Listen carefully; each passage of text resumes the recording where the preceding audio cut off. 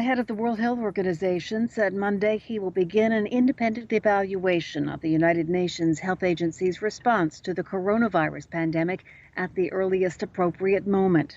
Tedros Adhanom Ghebreyesus made the pledge after an independent oversight advisory body published its first interim report about the UN Health Agency's response to COVID-19 from January to April. The 11-page report raised questions as to whether the WHO's system for alerting the world to outbreaks was adequate and suggested member states might need to reassess its role in providing travel advice to countries. COVID-19 is the disease caused by the coronavirus. The advisory body's review and recommendations appeared unlikely to appease the United States, which has been scathing in its criticism of the WHO. U.S. President Donald Trump has ordered a temporary suspension of funding for WHO from the United States and a review of the agency's early response. The United States is the world's biggest donor to the WHO. U.S. stocks surged on Monday after biotechnology company Moderna Incorporated said its initial tests for a possible coronavirus vaccine produced favorable results from a small sample of people.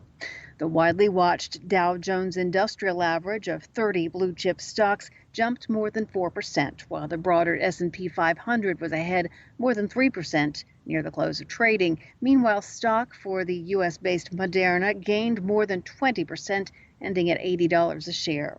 Moderna's initial test embraced just 8 patients, but the company said it is launching a large clinical trial in July to determine whether the vaccine works. From Washington, D.C., you're listening to VOA News. China has responded to a new U.S. ban targeting telecom giant Huawei, threatening to retaliate through a series of countermeasures, including putting U.S. companies such as Apple, Qualcomm, and Cisco on an unreliable entity list that would seriously impede their sales in Chinese markets. The U.S. Commerce Department on Friday threw a 1-2 punch at China's high-tech efforts by announcing a new ban on global chip supplies to Huawei, while allowing a Taiwanese semiconductor producer to open a next-generation plant in the United States. In an editorial published Sunday by China's state newspaper Global Times, China said that the new sanction has thrust the two countries into, quote, a prolonged Cold War in the tech sector. South Sudan's first vice president, Riek Machar, and his wife, Minister of Defense Angela Tenney, have tested positive for COVID-19. Machar made the announcement in a televised address to the nation. Machar and his wife are the first senior government officials in South Sudan to go public with positive test results. Angela Tenney said she anticipated a positive test result after losing her sense of smell about 8 days ago. Losing the sense of smell and taste are among the symptoms of the virus. Tenney said she will self-quarantine for 14 days and plans to execute her responsibilities as Minister of Defense from home during that time. South Sudan has 347 positive cases of COVID-19. 5 people have died of the illness. The International Criminal Court has ruled that ex-Congolese vice president and militia leader Jean-Pierre Bemba is not entitled to damages after his successful appeal of a war crimes conviction. Bemba's lawyers failed to convince the court that their client must be compensated for the nearly $75 million they claim he lost because of his imprisonment, including legal fees, and what they say was the court's mismanagement of his seized assets.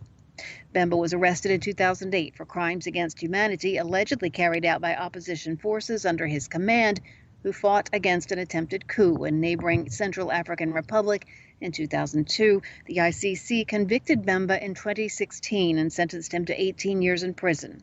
His conviction was overturned on appeal 2 years later. 70 schools in France have closed just a week after reopening after students or staff tested positive for COVID-19. That's according to France's education minister today. Speaking to French radio RTL, French education minister Jean-Michel Blanquer confirmed that 70 new cases of COVID-19 have been reported since 40,000 preschools and primary schools opened up last week. That's about a third of the country's preschools and primary schools. Via remote, I'm Marissa Melton. You're listening to VOA News.